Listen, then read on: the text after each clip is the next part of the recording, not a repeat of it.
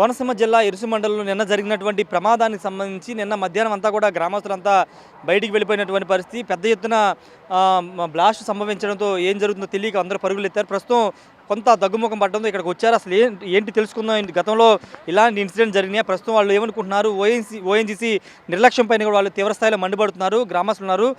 ఏంటంటే మీకు ముందస్తుగా సమాచారం ఇచ్చారా లేదా? ఎంత పెద్ద ఎత్తున బ్లాస్ట్ జరిగినప్పుడు కనీసం సమాచారం ఇవ్వాలి. ఓఎన్జీసీ అధికారులు ఏమైనా ఇక్కడికి వచ్చారా? ఏం చెప్తున్నారు? ఏమంటే గత 30 సంవత్సరాల క్రితము ఇక్కడ ఓఎన్జీసీ స్టార్ట్ చేశారండి. స్టార్ట్ చేసి అప్పుడు వర్క్ చేశారు. అప్పుడు ఏమైందో తెలియదు, పడిందో లేదో పడలేదో తెలియదు, క్లోజ్ చేసారు, అయిపోయింది. 30 సంవత్సరాల తర్వాత మళ్ళీ దీన్ని రీఓపెన్ చేశారండి. ఇప్పుడు ఎవరికి గ్రామంలో ఇప్పుడు 100 మీటర్ల దూరంలో గ్రామం ఉన్నదండి. ఇక్కడ ఎవరికి చెప్పారండి అసలు ఇలా ఓపెన్ చేస్తున్నాం? హై స్కూల్ ఉంది, చంటి పిల్లలు వేలాది మంది పిల్లలు స్కూల్లో చదువుతున్నారు అక్కడ హై స్కూల్ పక్కనే. కనీసం ఎవరికైనా కూర్చోబెట్టి లేకపోతే పెద్దలను కూర్చోబెట్టి ఇలాగ ఓఎన్జీసీ మళ్ళీ స్టార్ట్ చేస్తున్నాం, లేకపోతే ఒకవేళ అది ఏది అన్స్పాట్లో ఇలాంటి ఏదైనా జరిగితే మీరు తీసుకోవాల్సిన జాగ్రత్తలు ఇవి, మేము చేయవలసిన ఇవన్నీ చెప్పడం కానీ ఏదైనా చేయడం కానీ ఏమీ చేయలేదండి ఇంతవరకును. ఒక 5 కిలోమీటర్ల దూరంలో మాకు నగరం ఉన్నది. నగరాన్ని ఎటువంటి ఇన్సిడెంట్ జరిగిందండి అసలు? తెల్లగట్ల జరిగి మొత్తం ఎన్ని ప్రాణ నష్టం జరిగింది. అలాగే ఈ రోజు కూడా నిన్న కూడా తెల్లగట్ల జరుగుంటే ఎవరైనా ఏదైనా అగ్గిపుల్ల కానీ ఏదైనా కానీ గీసుంటే ఏదైనా వేసుంటే ఎంత ప్రాణ నష్టం జరిగిందండి? ఎవరు సమాధానం చెబుతున్నాండి అసలు దీనికి? అసలు కనీసం తగిన జాగ్రత్తలు కానీ చేయవలసిన ఏమి కానీ ఎటువంటి జాగ్రత్తలు కానీ ఎటువంటివి కానీ ఏమీ చేయట్లేదు. మా కోనసీమ ఎంతో పచ్చదనంతో కూడుకున్న కోనసీమనే ఇలా సర్వనాశనం చేసి వాళ్ళకి కావాల్సిన ఎన్ని పట్టుకుని వెళ్ళిపోతున్నారు. కనీసం ఇలా రిగ్గులు చేసిన గ్రామాల్లో కానీ చుట్టుపక్కల ప్రదేశాల్లో కానీ తగిన జాగ్రత్తలు కానీ తగిన సదుపాయాలు కానీ ఏమీ ఏర్పాటు చేయట్లేదు.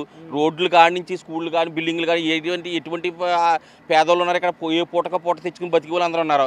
కనీసం అలాంటి వాళ్ళకి మౌలిక సదుపాయాలు కూడా ఏమైనా ఏర్పాటు చేయటం కానీ కనీసం వాళ్ళకి నిత్యావసరాలు కానీ ఏమైనా సాయం చేయడం కానీ అలాంటి ఏవి కూడా ఏమీ చేయట్లేదండి వాళ్ళు.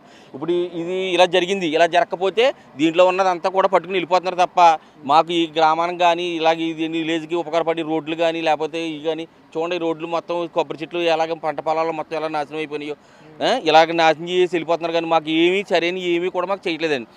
ఇంత ఓయింగ్ చేసి మళ్ళీ ఇలా స్టార్ట్ చేస్తున్నప్పుడు వీళ్ళ మాకు గ్రామానికి చెప్పాల్సిన బాధ్యత ఉన్నదా లేదని తెలియపరచాలి కదండి. ఇలా ఇంటికి తెలియపరచకుండా ఎవరికి చెప్పేసారండి మళ్ళీ ఇక్కడ. ఇప్పుడు ఇది జరిగింది, దీనికి బాధ్యతలు ఎవరండి అసలు? ఇప్పుడు ఇది చేసేసి ఆర్పేసి వెళ్ళిపోతారు. ఊరంతా కూడా ఎన్నాళ్ళు మేము మాకు ఇది ఇబ్బందులు ఉంటాయి. పంట పొలాల కాడి నుంచి కొబ్బరి చెట్ల కాడి నుంచి మొత్తం అన్నీ ఇదైపోయింది. ఏదో మీరు వచ్చారు వెళ్ళిపోతారు.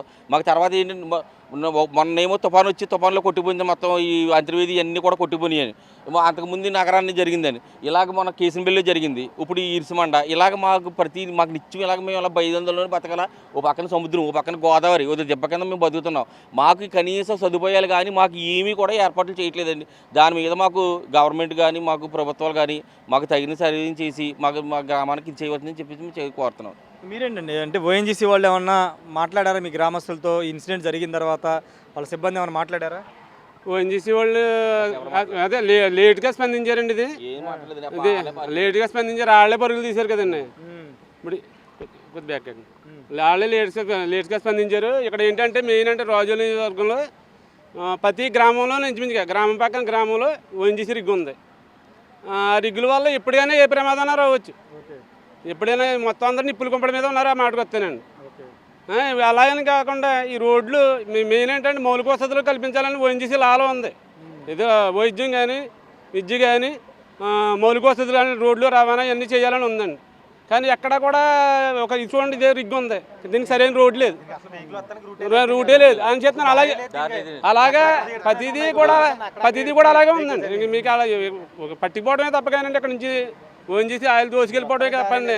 వీళ్ళకి లోకల్గా ఓఎన్జీసీ వాటర్ ఇప్పుడు ఏర్పాటు చేయడం అసలు ఇలాగా.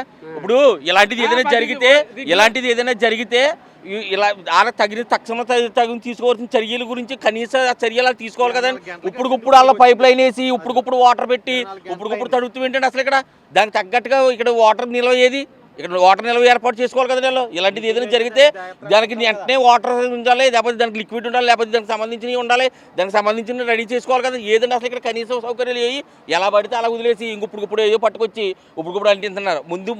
ముందు ఆలోచన ఉండాలా ఉండక్కర్లేదా? ఇది ఏంటండి? ఇటువంటి వ్యవస్థ నడుపుతున్నప్పుడు ఇటువంటి ప్రణాళిక నడుపుతున్నప్పుడు దానికి తగ్గట్టుగా ఉండాలా ఉండక్కర్లేదండి. ఇది మొత్తం ఇక్కడ గ్రామస్తులు తీవ్ర స్థాయిలో ఆగ్రహం వ్యక్తం చేస్తున్నారు. ఓఎన్జీసీ సంపదను అంటే సహజ సంపదను దోచుకు వెళ్ళిపోయి ఇక్కడ కనీస వసతులు కల్పించట్లేదు. ఏదైనా ప్రమాదం జరిగినప్పుడు వచ్చి హడావిడి చేస్తున్నారు తప్పించి గ్రామాలని ప్రతి గ్రామం చుట్టూ రిగ్గులైన ఏర్పాటు చేసుకుని సహజ సంపద దోచుకుంటున్నారు తప్పించి గ్రామాలకి మౌలిక వసతులు కానీ ఎలాంటి జాగ్రత్తలు కానీ ఇవ్వట్లేదని చెప్తున్నారు. ఈ ప్రమాదం జరిగిన తర్వాత వాటర్ పైప్ లైన్ వేసి వాటర్తో మంటలు ఆర్పుతున్నారు. ముందస్తు జాగ్రత్తలు ఎక్కడా తీసుకోవట్లేదు. ఓఎన్జీసీ పైప్ లైన్ లైన్ వేసేటప్పుడు రిగ్గులు ఏర్పాటు చేసేటప్పుడు ఆ పైప్ లైన్ వెళ్ళే ప్రాంతాల్లో మౌలిక వసతులు కల్పించాలి. అక్కడ సేఫ్టీ మెజర్మెంట్స్ పాటించాల్సిన రూల్స్ ఉన్నప్పటికీ అవి ఎక్కడ కూడా పాటించట్లేదని గ్రామస్తులు అయితే ఆగ్రహం వ్యక్తం చేస్తున్నారు. కెమెరా పర్సన్ సాయితో రాజేష్, బిగ్ టీవీ, కోనసీమ జిల్లా నుండి.